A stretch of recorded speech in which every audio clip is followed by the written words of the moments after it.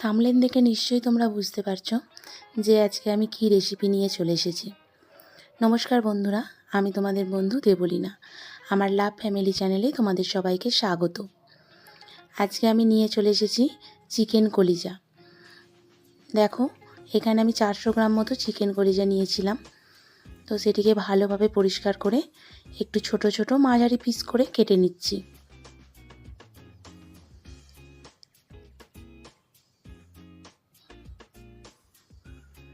তো আমার কাটা কমপ্লিট, দেখতেই পাচ্ছ।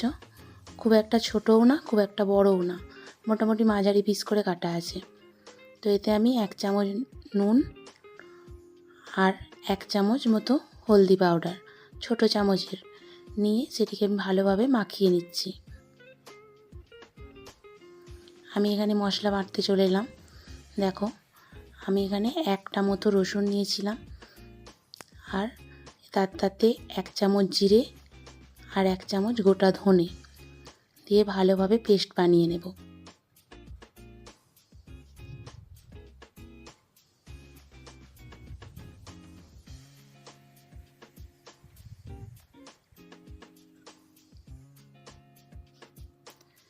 আর তাতে নিয়ে নিচ্ছি পরিমাণ মতো আদাটাকেও ভালোভাবে আমি পেস্ট বানিয়ে নিচ্ছি।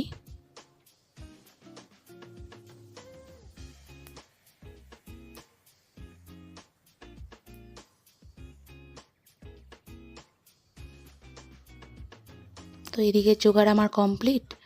গ্যাসের চুলোটা অন করে দিলাম, দিয়ে কড়া বসিয়ে তাতে আমি পরিমাণ মতো তেল দিয়ে দিলাম। 1খানা আলু 8টা টুকরো করে কেটে রেখেছিলাম মাঝারি ধরনের, সেটি ওই গরম তেলে দিয়ে দিলাম। তাতে একটুখানি নুন আর একটুখানি হলদি পাউডার দিয়ে ভালোভাবে মোটামুটি 80% আমি ভেজে নেব।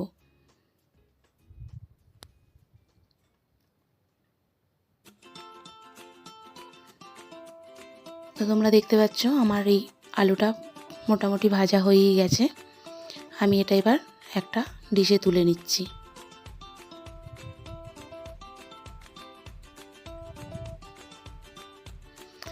কড়াইয়ের সেই তেলটাতেই 3টে মাঝারি সাইজের পেঁয়াজ আমি পাতলা পাতলা করে কেটে রেখেছিলাম, সেটি দিয়ে দিচ্ছি।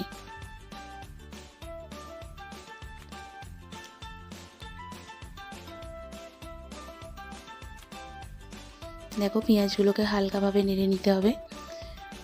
এটা যতক্ষণ না বাদামি রঙটা আসে ততক্ষণ আমাকে পেঁয়াজটা ভালোভাবে ভেজে নিতে হবে।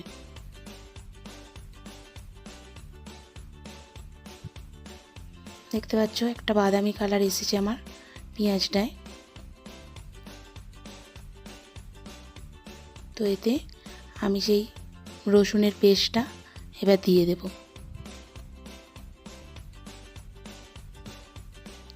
দিয়ে একটু ভালোভাবে নাড়িয়ে নিলাম।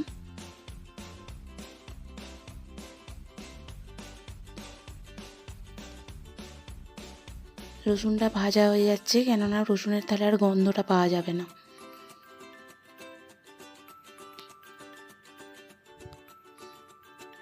দিয়ে একটু ভেজে নেওয়ার পরে আমি সেই আদা বাটাটা, যেটা আদাটা বেটে রেখেছিলাম, সেই আদা বাটাটা আমি দিয়ে দিলাম।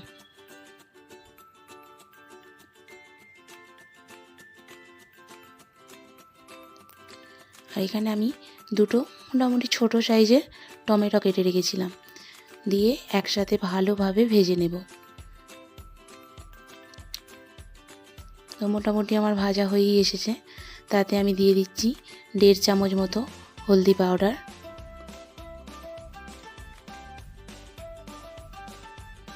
1.5 চামচ মতো লঙ্কার পাউডার,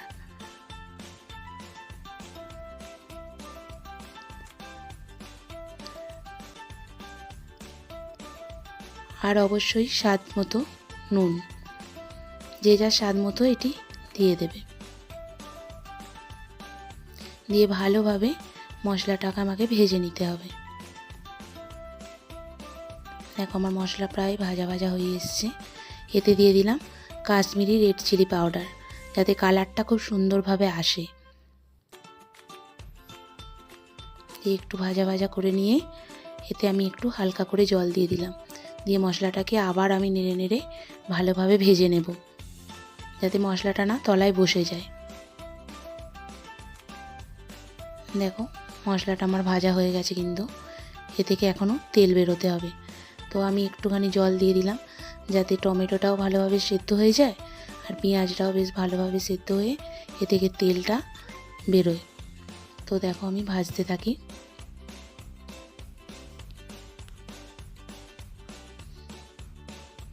দেখো আমার মশলা কষানো হয়ে গেছে, মশলাটা থেকে আমার তেল ছাড়তেও লেগে গেছে।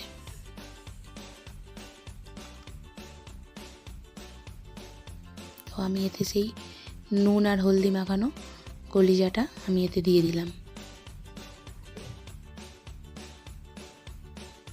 তো ভালোভাবে কষিয়ে নেওয়ার পর আমি আমার পরিমাণ মতো জল দিলাম।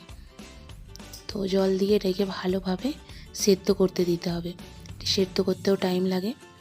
তো আমার রান্না প্রায় কমপ্লিট। এতে আমি একটু চিকেন মশলা ছড়িয়ে ভালোভাবে নেড়ে চেড়ে এটিকে এবার পরিবেশন করব। তো গরম গরম ভাতের সঙ্গে এটি গরম গরম খুব সুন্দর খেতে লাগে।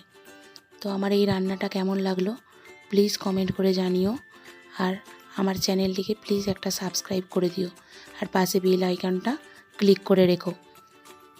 নমস্কার, ধন্যবাদ।